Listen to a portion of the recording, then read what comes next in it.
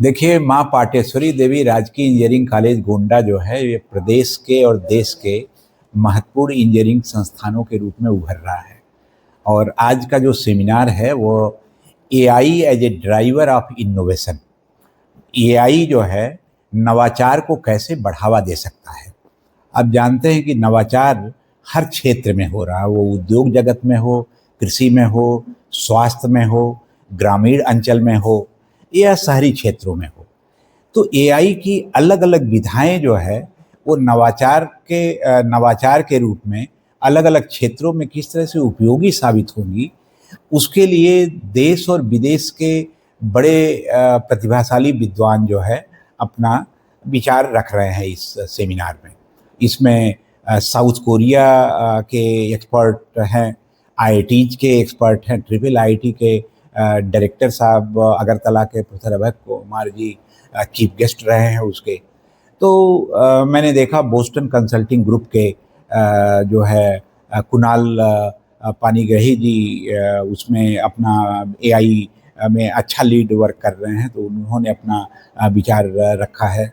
और धर्मेंद्र कुमार जी अभी वो एक एआई कंपनी के फाउंडर हैं, उन्होंने विचार रखा, वो सिंगापुर और इंडिया दोनों देखते हैं।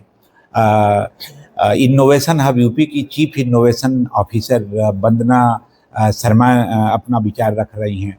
और डॉक्टर उपेंद्र कुमार, ये बड़े अच्छे एआई एक्सपर्ट हैं आईआईटी लखनऊ से, वो अपना विचार रख रहे हैं। प्रोफेसर रूपेश एस देवन जो आईआईटी इंदौर के हैं और इस संस्थान के बीओजी मेंबर हैं, वो प्रोफेसर हैं आईआईटी इंदौर में, उन्होंने बड़ा अच्छा विचार रखा।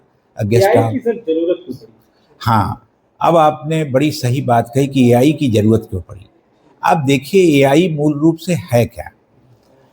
हम कोई भी काम करते हैं और वही काम रिपीटेड रोज कर रहे हैं, तो ये होता है कि भाई अगर उस काम को हम ऑटोमेट कर दें, एक मशीन कर ले, तो हम चूंकि ह्यूमन बीइंग है ना, हमसे कई बार त्रुटियां भी होती हैं, लेकिन मशीन से त्रुटि नहीं होगी।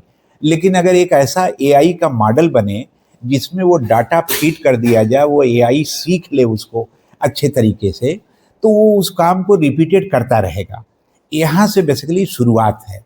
लेकिन आज के दिन में लोगों ने बात की कि साहब जनरेटिव एआई हो गया। जनरेटिव एआई में आप देखिए, आप चैट जीपीटी नाम सुना होगा, आज के दिन में वर्जन 5 आ गया। गूगल जेमिनाई है, परप्लेक्सिटी है। ये जो एआई के टूल्स हैं, ये पूरा सामाजिक ताना बाना ही बदल रहे हैं। इंडस्ट्रीज में पूरा रिवॉल्यूशन आ रहा है। आशंका भी है कि कुछ जॉब जाएंगे, लेकिन मेरी अपनी सोच है कि एआई जो है संभवतः जॉब को बढ़ाएगा, हमारे दायरा को बढ़ाएगा, नवाचार बढ़ेगा, नई टेक्नोलॉजी जाएंगी, नए रोजगार के अवसर प्रदान होंगे, तो ये चीज़ और आगे जाने वाली है। एक बड़ी महत्वपूर्ण चीज़ बताएं, अभी तक चूंकि एआई का विकास अमेरिका में, यूरोपियन कंट्रीज में हुआ है, तो वहीं पे मॉडल बने और उन्हीं के डाटा पे वो ट्रेंड हुए। अब जब इंडिया में उन्हीं को लगाने की ज़रूरत पड़ती है, तो कई बार आपको लगता होगा कि चैट जीपीटी पे हमने कोई चीज़ पूछी और उसका उतना सटीक उत्तर नहीं मिला जितना सटीक आपको चाहिए। उसका कारण यह है कि जो हमारा स्थानीय डाटा है उससे वो अभी ट्रेंड नहीं हुआ है। तो भारतवर्ष को जरूरी है कि हम अपना एआई का खुद मॉडल बनाएं, अपने स्थानीय डाटा पे उसको ट्रेन करें, अपनी स्थानीय भाषाओं में उसको ट्रेन करें, जिससे कि ग्रामीण क्षेत्र के लोग भी उस एआई को यूज करके ग्रामीण स्तर पे नवाचार कर सकें, नए आइडियाज आए, नए टेक्नोलॉजी डेवलप हो, शहरी क्षेत्रों में उपयोग हो, उद्योगों में उपयोग हो। इसके लिए मेरा मानना है कि जो हमारे छात्र और शिक्षक एआई को यूज करने में पारंगत हो जाएंगे, तो शायद ज़्यादा बेहतर नवाचार भी होगा और बेहतर उपयोगिता भी होगी एआई की। इसलिए मेरा मानना है कि एआई से डरने की ज़रूरत नहीं है, लेकिन उसका एथिकल यूज करने की आवश्यकता है। अभी लोगों में सवाल ये निकल के आ रहा है कि एआई बाहर विदेशी कंपनी है या मेरा डाटा उस पर सेव हो रहा है, कभी भी भविष्य में अगर ऐसा कोई चिट फंड फ्रॉड भी हो सकता है, क्या इससे भी डरना चाहिए? कोई सिक्योरिटी है मेरे डाटा का? हाँ, ये बात आपने बहुत सही कही। देखिए, शुरुआती दौर में जब कोई चीज़ आती है तो उस स्तर पे उतना बड़ा खतरा नहीं रहता है, लेकिन हाँ, एक समय के बाद खतरा हो सकता है।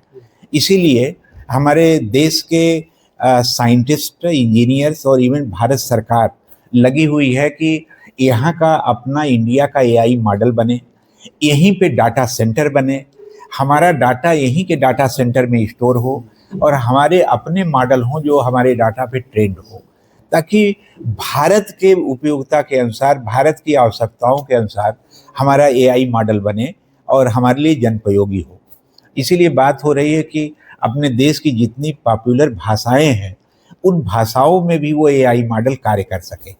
इसलिए मुझे लगता है कि ये आशंका शुरुआती दौर में हो सकती है, लेकिन आने वाले समय में हमारे देश में खुद बड़े बड़े डाटा सेंटर होंगे जहां हमारा डाटा सुरक्षित रहेगा।